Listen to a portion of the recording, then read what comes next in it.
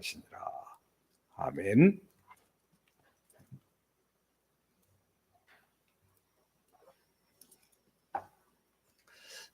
아동 성범죄자 조두순이 오늘 토요일 아침 6시에 만기 출소를 하게 됩니다. 그래서 사적인 보복을 예고하는 그런 사람들이 많이 등장했습니다. 올라온 상에 아예 공개적으로 이야기를 하기도 하고 그러는데요. 인터넷에서 출소를 한 후에 움직이는 동선까지 점검을 하고 따라다니면서 응징을 하겠다, 그런 사람들이 나타납니다. 자, 이런 상황이다 보니까 신변 안전을 고려해서 조두순의 출소 시간, 장소 이것들을 막판에 변경을 하고 출소 직후에는 특별 호송 차량에 태워서 안산에 있는 집까지 이동시키는 그런 방안을 계획한다 말합니다. 조두순의 보호 관찰을 맡을 안산 준법지원센터에서 직원이 나와가지고 조두순에게 전자 팔찌를 채운 후에 함께 동행을 할 그런 계획인데, 조두순 출소 이후에 7년 동안 전자 팔찌를 차고 또 전담 보호 관찰관이 전자 감독을 통해서 1대1로 24시간 감독을 한다, 그렇게 말합니다. 그리고 또 안산시와 경찰은 우선 조두순 주거지 반경 1km 이내 지역을 여성 안심구역 이렇게 지정을 해가지고 CCTV를 보강을 하고 현재 3,600개 정도 이렇게 CCTV가 달려 있는데 내년 상반기까지 CCTV도 2배로 늘리기로 했다, 그렇게 말을 합니다. 그리고 또 경찰 내에 조두순 대응팀, 이 팀을 따로 꾸리고 일군 순찰 인근에 있는 순찰 인력들도 집중적으로 배치한다, 이렇게 말을 합니다. 자, 말하는 것도 한참 걸리는데 전 참 이런 기사를 보고 뉴스거리를 바라보면서 좀 어이가 없더라고요. 여러분은 어떻게 생각하는지 모르시겠는데 도대체 정치판은 이런 일들을 정말 민생과 직결되어 있고 사람들이 힘들게 만들어지는 이런 일은 신경도 하나도 쓰지 않고 자기들 정쟁만 일삼고 있는 상황을 볼 때 정말 문제다 생각이 들어집니다. 검찰이 조두순에 대해서 특별 준수사항을 추가로 적용해달라 법원에다 청구를 했는데 만약 이걸 법원이 받아들이게 되면 조두순은 사실상 술을 마실 수 없게 되고 또 심야 외출도 제한되고 그러기는 한다고 그럽니다. 근데 이 한 사람 때문에 시 전체 CCTV를 2배로 늘리기까지 하고 대응팀을 따로 만들어서 1대1 24시간 감시한다고 하고 거의 대통령급이다. 이 사람 경호를 이렇게 심하게 하는 것 같이 그렇게 느껴집니다. 이 사람의 인권은 대통령급이고 주변 사람들이나 피해자의 가족들의 인권들은 쓰레기 취급을 받는 듯한 그런 모습으로 느껴질 수밖에 없습니다. 그래서 심지어는 피해자 가족이 이사를 가야 하는 이런 상황이 되어지니까 이 정치판이 다른 것보다 이런 것들을 좀 더 먼저 우선해서 챙기고 그렇게 살폈으면 좋겠다 생각이 듭니다. 여당이든 야당이든 진짜 마음에 안 듭니다. 그냥 참 내가 꼭대기에 있으면 한 대씩 때려버렸으면 시원하겠다 생각이 드는 상황입니다. 근데 이런 조두순의 이런 모습뿐만 아니라 정말 곳곳에서 성범죄가 일어나고 있습니다. 보궐선거, 지금 성범죄 때문에 지금 다시 하게 되는 것 아닙니까? 서울시장, 부산시장 다 그렇죠. 정치계나 종교계, 경제계, 교육계 정말 곳곳에서 성범죄가 아주 다반사로 일어나고 있습니다. 사람들은 남한테 피해를 주는 이 모습은 있지만 그 책임을 자기가 지겠다 나서는 사람들은 정말 드뭅니다. 왜냐하면 이 조두순 같은 사람도 남의 일생을 망치는 것은 정말 대수롭지 않게 생각을 하면서 자기 인생이 망가지는 것은 두려워하고 싫어하기 때문에 그래도 사회가 점점 나아지고 있다 이렇게 느껴지는 것은 옛날에는 강한 자가 약한 자를 눌러버리면 말도 못했죠. 성적인 폭행을 당한다 하더라도 약한 자는 참을 수밖에 없는 그런 모습이었습니다.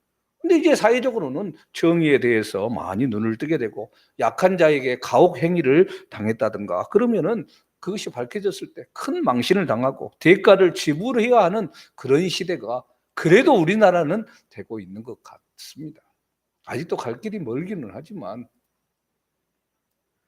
하나님께서 에덴 동산을 만드시고 거기에 최초의 사람들을 살게 하셨는데 이곳에도 하나의 하나님의 법이 있었습니다. 그건 뭐였습니까? 동산 중앙에 있는 선과 악을 알게 하는 나무의 열매를 먹지 않는 것. 이것이었죠. 하나님은 인간이 선악을 알게 하는 나무 열매를 먹는 날에는 정말 죽는다 말씀하셨습니다. 근데 인간은 이때 죽는다는 말이 무엇인지 잘 이해가 되지 않았습니다.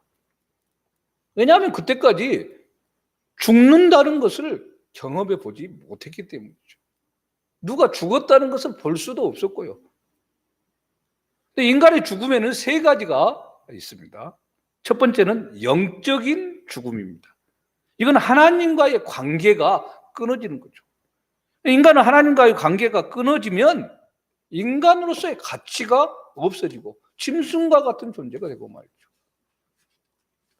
짐승이나 인간이나 똑같이 흙으로 지어졌다 말씀을 드렸습니다. 그런데 짐승하고 인간하고 다른 점이 무엇이었습니까?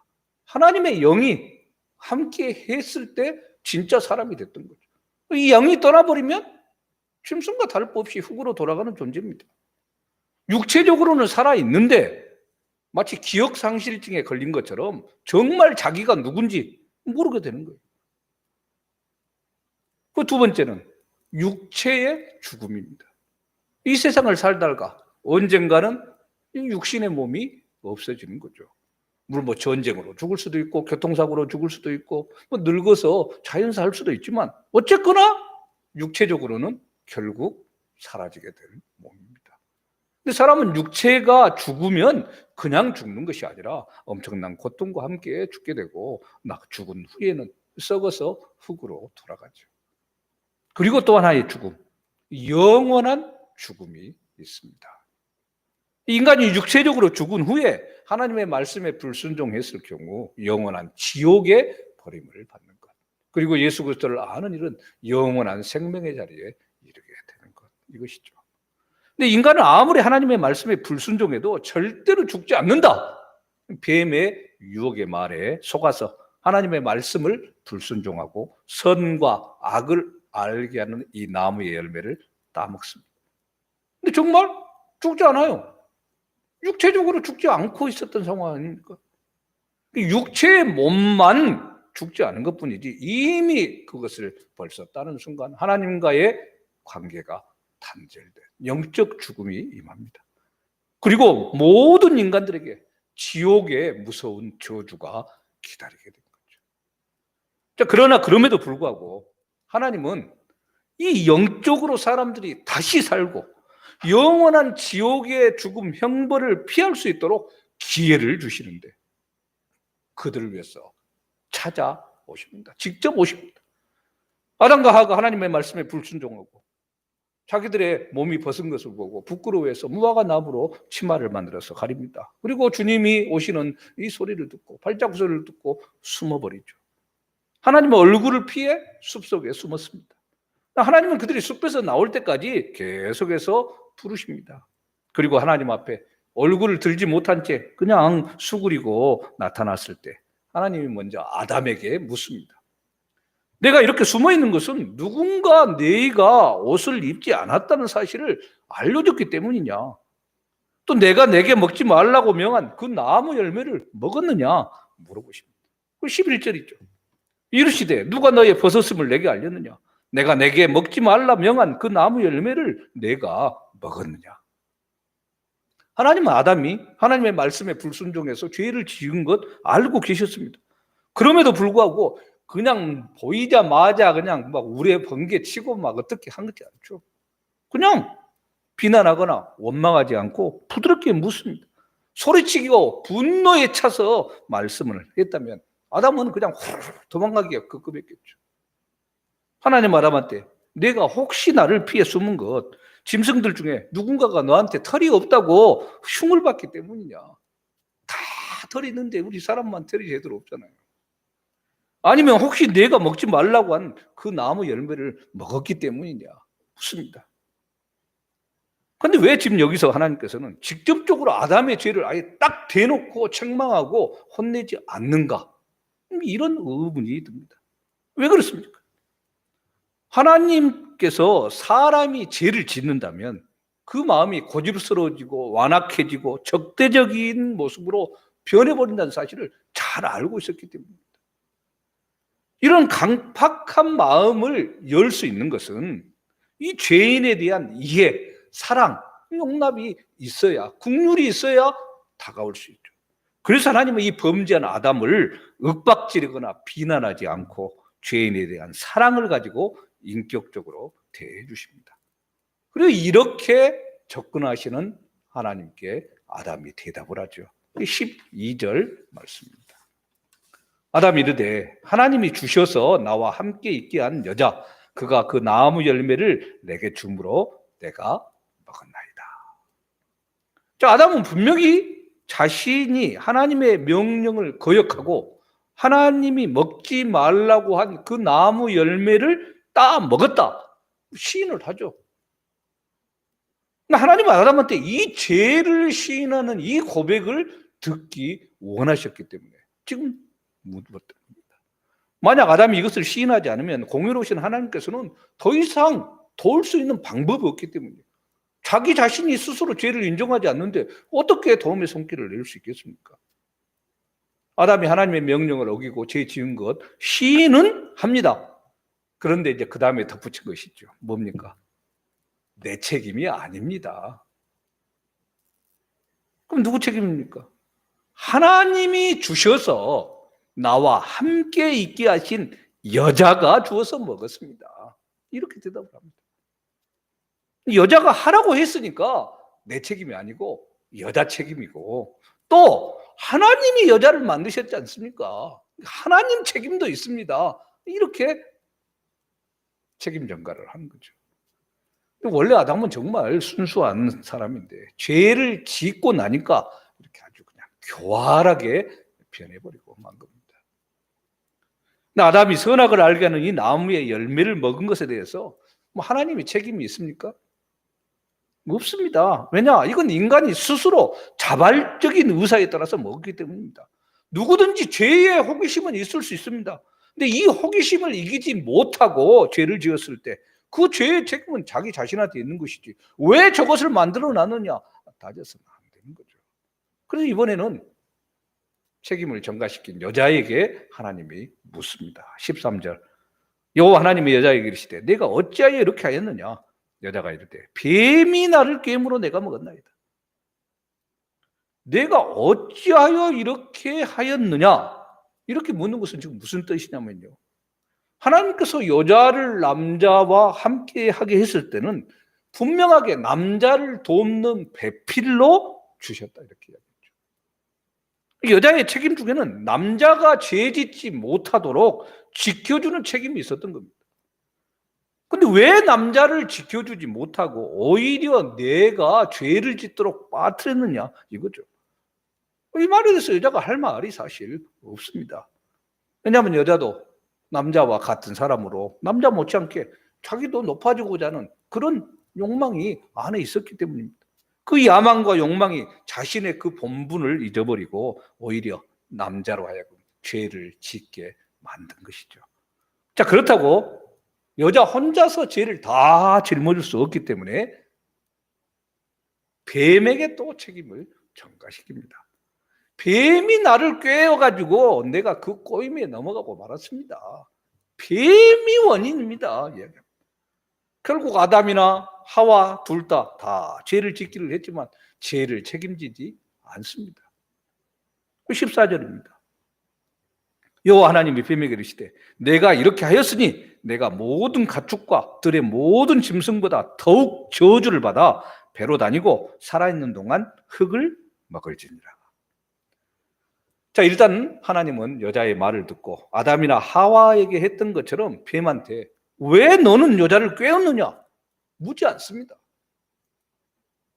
아담한테도 물었고 하와한테도 물었는데 뱀한테는 묻지 않고 그 자리에서 그대로 뱀을 저주하죠. 왜 그렇습니까? 사람과 짐승은 확실한 차이가 있기 때문입니다. 짐승을 사람처럼 대할 수 없기 때문입니다. 사람이 아니에요. 이 짐승이 사람같이 되니까 문제가 조금 심각해지는 경향이 있죠. 하나님께서 뱀을 저주를 하는데 지금 뱀이라는 실체에 대해서 두 가지로 봅니다. 하나는 지금 그 모습 그대로의 뱀입니다. 하나님은 사탄의 도구로 사용된 이 뱀을 저주하셔서 모든 짐승들 가운데 가장 낮아지게 만드십니다. 배로 기어다니게 하죠. 그 전에는 배로 기어다니지 않았다는 얘기죠. 그래서 이렇게 묘사할 때 뭐 그림으로 표현한다든가 할 때 좀 예쁘게 뭐 하고 막 그래요. 나무 이렇게 있고 소리를 내고 막 하는. 뱀은 그래서 다리가 있었고 그 전에는 또 기어다니지도 않고 뭐 정말 여자에게 쉽게 접근했던 것처럼 그렇게 좋게 했던 그런 관계였을 것이다. 이렇게 추측을 합니다. 하나님이 뱀을 저주한 그 순간부터 뱀은 기어다니게 되고 흙을 먹게 됩니다. 자, 흙을 먹는다는 것, 뭐 지금 있는 이 흙을 양식으로 삼았다는 그런 말이 아니라 뱀이 기어다니다 보니까 입에 먼지나 흙이나 들어오게 되는 그런 모습으로. 그래서 고개 쳐들고 다니잖아요. 막. 그만큼 낮아진 짐승이 되었다는 거죠.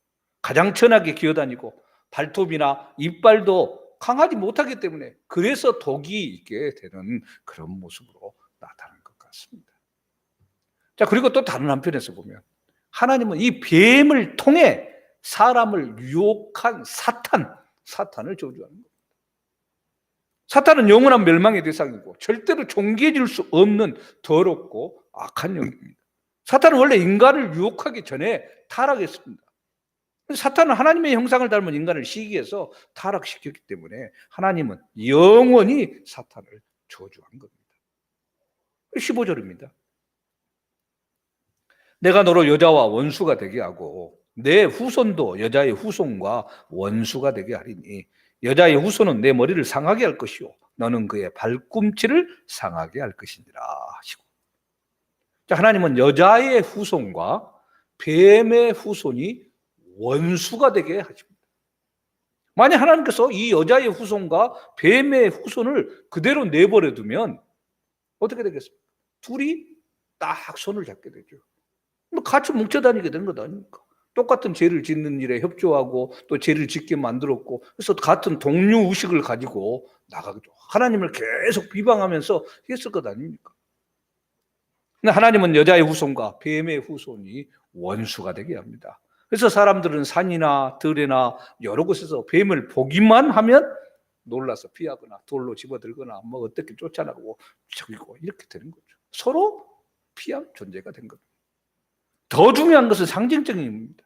앞으로 태어날 사람들 중에 하나님을 거역하는 불신의 자손과 하나님을 믿는 사람들이 사이가 갈수록 안 좋아져서 원수처럼 된다.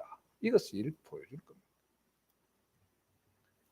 오늘 낮에 기사가 제주에서 대형 교회에서 확진자가 딱 나왔다. 기사를 뜨는데 제목부터가 참 가가 아니더라고요. 뭐 쉽게 말하면 깜놀 뭐 이런 식으로 해가지고 그냥 엄청나게 크게 된 것처럼 식당에서 한 명 나오고 두 명 나온 것은 그렇게 하지도 않으면서 이 교회를 험악하게 해서 댓글 달아놓은 거 보니까 참 살벌하게 해놨더라고요. 참 어이가 없었습니다. 근데 이럴 수밖에 없어요. 갈수록 더 그러면 그러지 뭐 좋아질 거라고 생각하지 않습니다.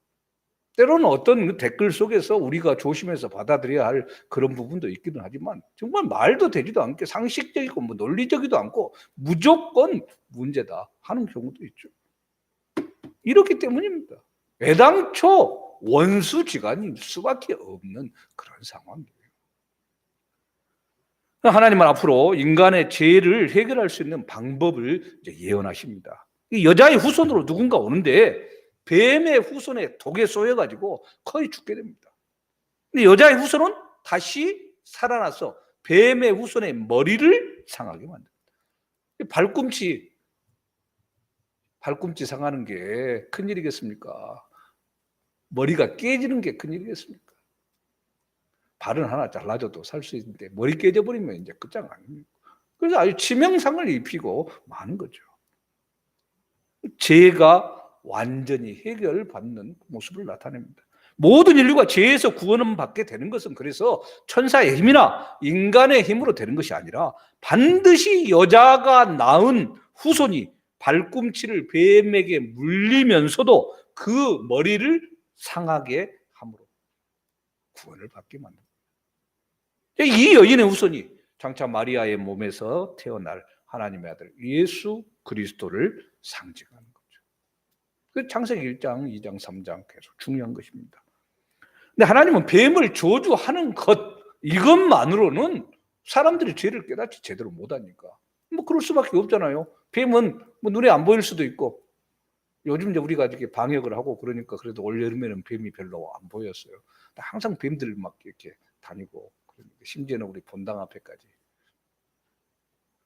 근데 안 보이잖아요. 그게 안 보이면 우리가 죄 지었네 이게 모르니까 죄를 확실하게 깨달을 수 있도록 육체의 고통을 더해 줍니다. 저 여자에게는 임신하고 해산하는 고통을 크게 하죠. 16절입니다.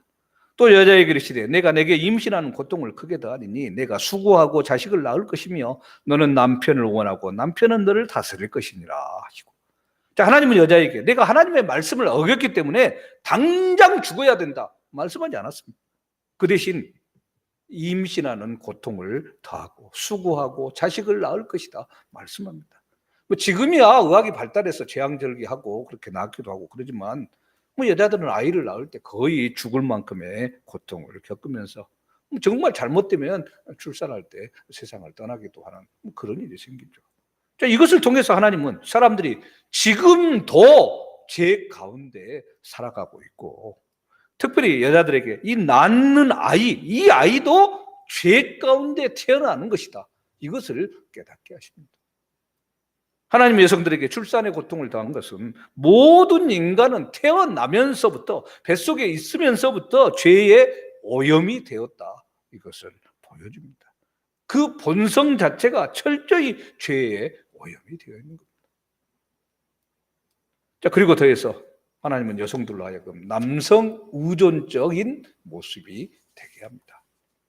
지금이야 남녀 평등을 부르짖고 뭐 여성 인권 운동 뭐 이렇게 하기도 해서 전 세적으로 많은 여자들이 좀 해방된 그런 모습을 보이지만 전체 숫자나 다른 나라들 많은 부분에 있어서 여전히 남성 중심적인 그런 모습으로 지내고 있죠.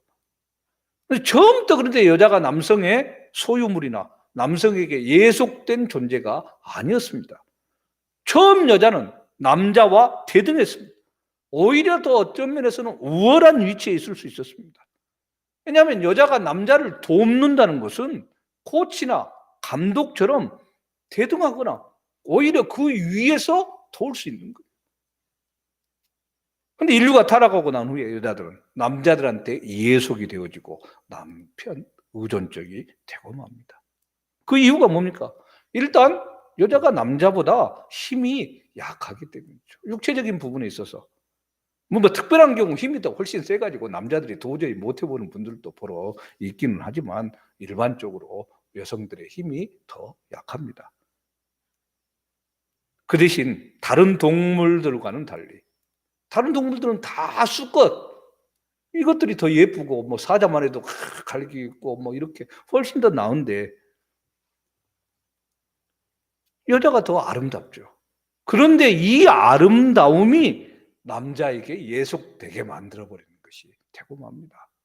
그래서 인류는 오랫동안 여자들을 속박했습니다.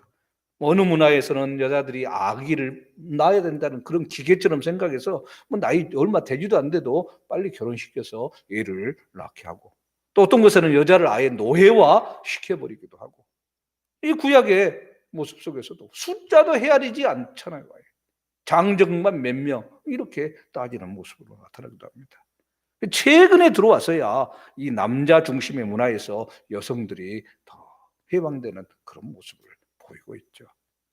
자, 그런데 하나님께서 여성이 남성에게 예속되게 하신 이유는 이 세상의 행복이 전부가 아니다. 이것을 또 깨닫게 하기 위한 것이기도 합니다. 아이들을 잘 공부시키고 남편의 사랑을 잘 받는다고 해서 구원받는 게 아니라는 말씀입니다. 결국 여성은 남성의 사랑만으로는 만족할 수 없습니다. 육체적인 그런 사랑만으로는 소용없습니다. 하나님을 사모해야 주님의 나라에 들어가 사는 것이 진짜 제대로 된 해방임을 알기 때문에, 그래서 교회에 다니는 분들이, 여성들이 더 일반적으로 숫자가 많은지도 모르겠습니다.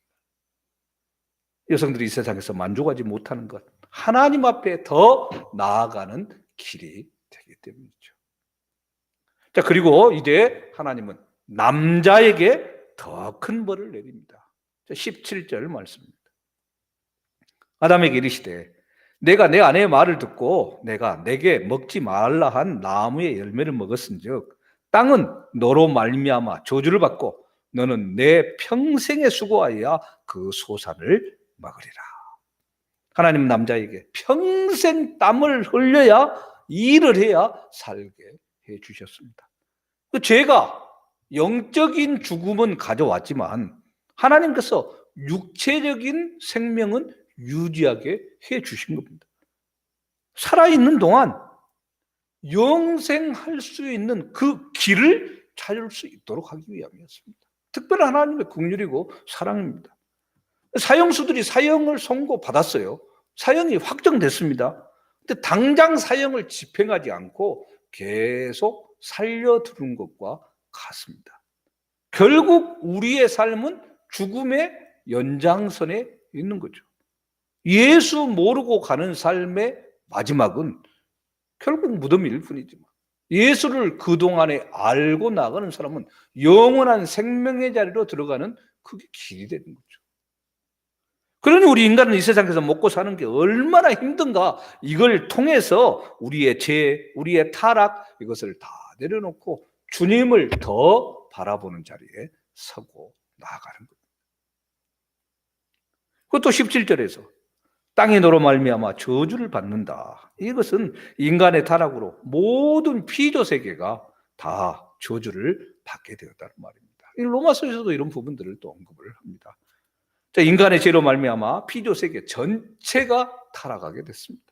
그래서 짐승들은 사나워집니다. 맹수들이 등장하게 됩니다. 곤충 중에도 나쁜 곤충들이 등장하게 됩니다. 식물 중에도 독이 있는 것이 생기게 됩니다. 엉겅퀴가 자라고 가시떨기가 자랍니다. 특이한 게 정말 밭이나 이 땅들을 몇 년 쫙 놀려둔다? 몇 년까지도 필요가 없습니다. 한 1년만 놔둬도 제일 많이 자라는 게 가시덤불. 사람이 들어갈 수도 없게 막 가시들이 자라버리고 잡초가 커버리고, 죄로 인해서 이 세상에는 병이 오게 됐고 죽음이 이르렀습니다. 가축들도 예전과 달리 억지로 잡아서 가두고 훈련시키고 일을 시켜야 되게 됐습니다. 사람들이 제대로 농사를 지으려면 쉴 새 없이 땅을 갈고 잡초를 뽑고 일을 해야 제대로 열매를 거두고 나갈 수 있게 됩니다. 자, 이렇게 살기 위해서 이 남자의 이마에서는 쉴 새 없이 땀이 흐르게 되어 있는 거죠. 자, 이렇게 하나님께서는 인간에게 고통을 주시는데 그 이유가 뭡니까? 지금 현재 우리가 죄의 노예 상태에 있다. 죄 때문에 사망이 이르게 됐다. 이것을 깨닫게 하려는 겁니다. 그래서 하나님을 떠난 인간은 노예로, 종으로 쉴 수가 없습니다. 당연히 죽도록 일해야 겨우 입에 풀칠을 하나 할 수 있게 되는 거죠. 그러니 인간들이 하나님께, 그리스도께 나와야만 먹고 살기 위한 이 몸부림의 이 세계에서 정말 주만 바라보면서 창조 세계를 회복하는 자리에 나아가고 그렇게 살아가게 되는 거예요.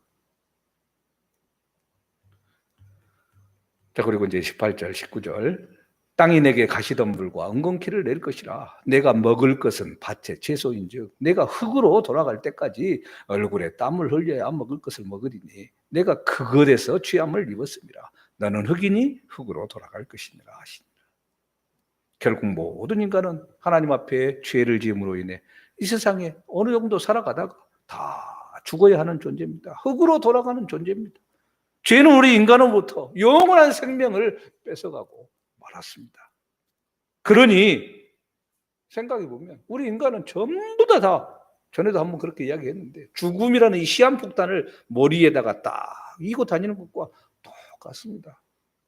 주어진 시간이 되면 어디에 있건 아무리 죽음을 피해서 별의별 군데를 딱 간다 할지라도 뻥 폭발하고, 그렇죠? 지금 당장은 아닐지라도 결국은 죽고만. 저는 어떤 영화가 그런 영화가 있더라고요. 자기가 죽을 시간을 알아요. 예를 들면 시간이 뭐 1시간 남았다 뭐 이러면은 뭘 이렇게 해가지고 충전을 하면 더 늘어나고 그러더라고요. 그래서 이 시간을 더 채우기 위해서 막 돈을 뭐 열심히 뭐 하고 그러다가 이게 도저히 안 되면 시간 딱 되면 그 자리에서 그대로 끝나고,